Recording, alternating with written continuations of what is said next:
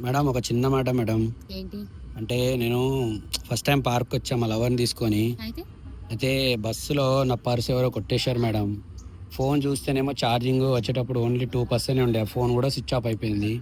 అయితే లవర్ ఏదో అడిగింది. ఏమన్నా కొనిద్దామన్నా డబ్బులు లేవు.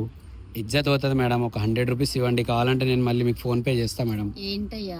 ఎవరినైనా మీ ఫ్రెండ్స్‌ని అడుగు.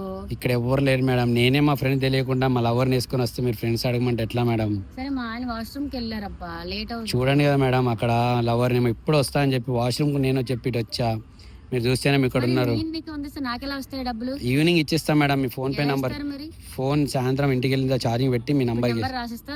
అవును. ఇస్తానంటే పక్కా ఇస్తా. ఇస్తాను మేడం. పక్కా ఇస్తాను మేడం. ప్లీజ్ ఇవ్వండి. లైఫ్‌లో మర్చిపోను మేడం.